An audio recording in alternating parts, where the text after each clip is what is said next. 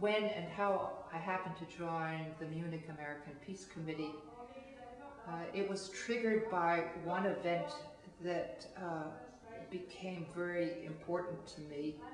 That was the explosion of the nuclear reactor in Chernobyl.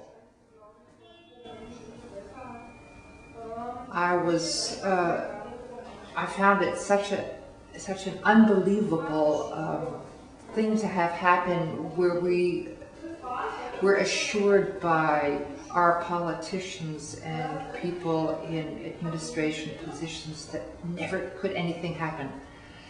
And especially in Germany, they are so certain that they have the answers to anything that is scientific, and are so sure that they have a control over all of even accidents, that they say there's so many warnings before they can't happen. But nobody ever took into consideration the reactors from other areas. And we have a lot of them that are very unsafe, especially towards the east, the ones in Austria, east of Austria, and the ones like Chernobyl. Then I heard someone speak, and Sue Dura, she's an American, and she was one of the founding members at MAPC, and she said, well, that's the best time to come and join us if you're upset. And so I did, and I liked the people very much. I liked the things that they said, and I liked the things that they decided to do even better. And so I was with them once a week from 1986 until now. The variation of work goes from writing letters to our senators, protesting, writing to the president, writing to politicians in Germany for things that are equally important to us as American citizens living in Germany. Taking care of our table, the MAPC table, during vigils at the main square in Munich, especially when war broke out. Anyway, it was in 1990, I believe, and then the next one was 1991, the invasion of Iraq. Afghanistan, of course, was before that. No, Afghanistan came after the second invasion. No, the first invasion of Iraq was very upsetting. We did so much street work and talking to other citizens and convincing people that this was not the right way. And most of the time, a German audience tends to say, well, if we hadn't had the help of American soldiers to overcome our dictatorship, we would still be in great trouble. But we had to make differences. And it's hard to think of arguments that make that make people realize that each issue and every war is in itself a mistake, because too little was done in the past for diplomatic talks on the level of diplomacy. But we succeeded always in increasing the amount of signatures that we were able to get at the stands that we took care of. I felt somewhat limited in that work, and then I happened to hear of alternative radio that is based in Colorado. An alternative radio program sponsored by David Barsamian, who is well known for collecting alternative thinkers and recording their interviews and producing their speeches for his CDs. I started subscribing to his CDs and liked them so much, thinking this was on the line along the way we thought here and the way most Europeans think about politics in the United States and about the present administrations. I sent for the CDs and I brought them to the local radio station, Radio LORA. LORA stands for Local, L-O-R-A Radio. It's a combination of letters. Okay, Radio LORA. And the first 3 programs went very well. These were the classics, actually, of alternative thinkers. I started with Martin Luther King, and then I went on to Noam Chomsky, and the third, Howard Zinn.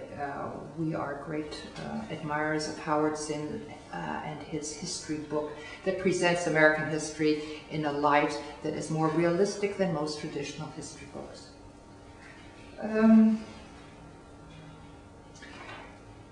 I decided to continue once I heard that the German audience liked these radio programs, and I continued doing it too because we were starting to feel a great discrepancy between what we were thinking here, the intellectual thinkers that were more or less telling us what our direction was in a sense correct, and with the views that our families in the United States suddenly had that was so very different. And since then, for the next 2.5 years, up until today, I have been doing these programs once a month. It's approximately 30 programs. And we have aired people like journalists and writers and covering topics such as war, peace, justice, ecology, racism, globalization, and most important, the media. With writers such as Arundhati Roy, Vandana Shiva, Bill Moyers, Angela Davis. One very important one recently was Seymour Hersh with his new uncoverings of the happenings in the prison in Iraq, where American soldiers had tortured prisoners or are still torturing prisoners. That's what finden Sie diesen und weitere spannende englischsprachige Texte mit deutschen Zusammenfassungen von kritischen amerikanischen Stimmen. Also, das Oh, das ist aber ein Text, das ist sehr lang. You find it too Ja, das ist zu lang. Okay. Ich finde, das ist gut so. Verfasste Vera Rossner den deutschen Text. Okay?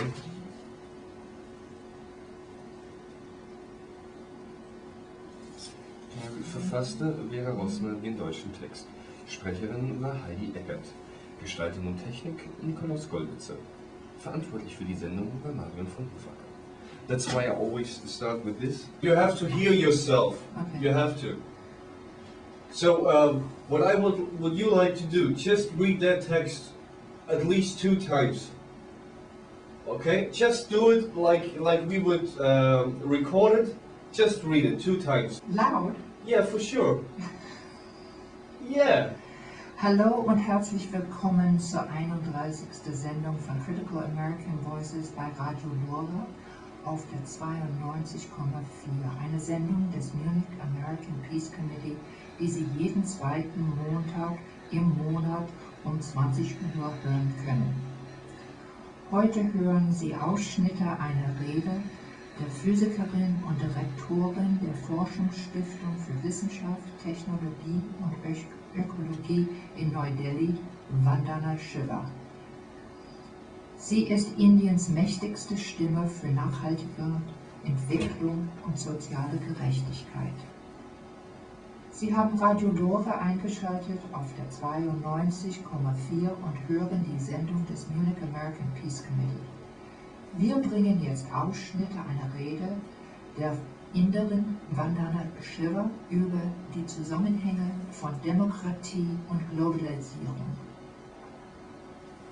Für die heutige Sendung verfasste Vera Rossner den deutschen Text. Sprecherin war Heidi Eckert. Gestaltung und Technik Nikolaus Goldwitzer. Verantwortlich für die Sendung war Marion von Hofacker. Falls Ihnen die Sendung gefallen hat und Sie diese nachlesen möchten, dann können Sie dies auf der Homepage des Munich American Peace Committee unter www.mapc-web.de. Und jetzt geht's weiter bei LORA mit der Gegensprechanlage. Wir danken David Balsamian von Alternative Radio, dass er uns erlaubt hat, diese Rede zu verwenden. Mehr über Alternative Radio erfahren Sie unter der E-Mail-Adresse info@alternativeradio.org. Alright. Das ist hier. Das ist 1. Okay. Das ist da 1. Und dann ist 2 hier. Aber es macht insofern nichts, wenn wir das hier noch einfach zusammensetzen, dieses Code. Okay. Aber, So now it's for serious, okay? okay, then one thing. Just keep the distance a little bit. That's no, that's okay. Just like that.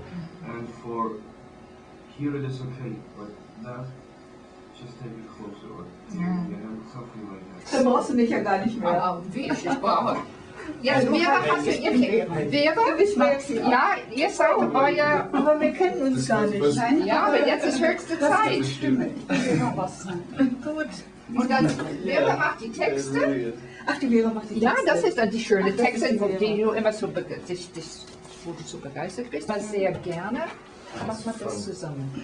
Wenn du eine Frage hast, sie macht immer Punctuation, ja, für solche Sachen. Und dann würden wir das gleich auf. Ich lese das hier, ja? Nein, auch. Oder hier fange ich an.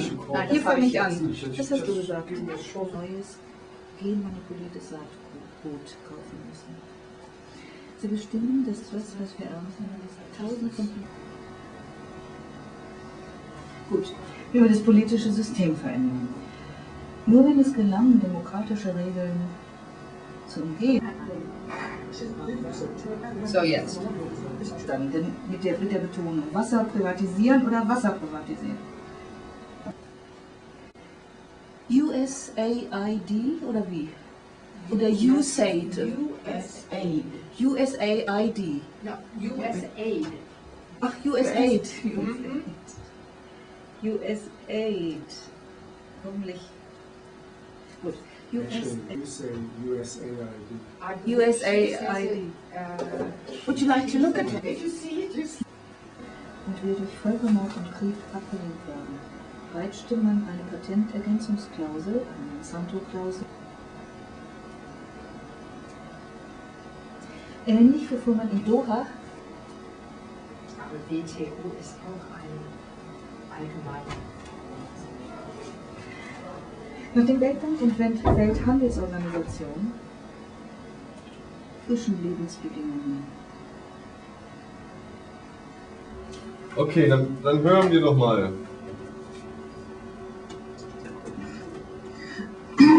Oh, Gott. But I'm going to go out there. Und wenn ich dir verspreche. Also nochmal. Ja. Die Kamera. Hinterher haben wir es wieder drauf. Nee. Das kommt weg. Ganz offensichtlich besteht zwischen der University of Washington in Seattle und mir eine besondere Beziehung.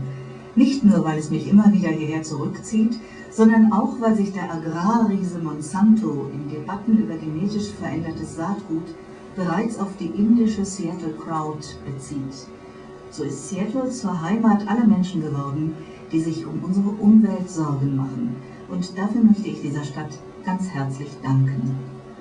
Es hat fast ein ganzes Jahrzehnt und viele Massen- und Bauerndemonstrationen gedauert, bis uns klar wurde, dass jede Form von Freihandel unser Überleben in die Hände von Firmen legt, die aus jedem Bissen, den wir essen, und aus jedem Tropfen Wasser, den wir trinken, Geld machen wollen. Since there is a language problem here, the quality of the text is quite sophisticated, and we sometimes worry about if the German audience understands the text well enough. So we decided to insert summaries translated in German between the written text in 3 parts, so that you would have a German part, then the English, then the German, the English, the German, the English. And it went over very well, and as I said, we've been asked to continue this program for as long as we want. We worried about the fact that a lot of these broadcasts that are aired get lost, and there are school classes who use the broadcast for practicing English as well, since we have both parts, and for people who didn't understand the English text as well as they would have liked. They've asked if they can have the text, and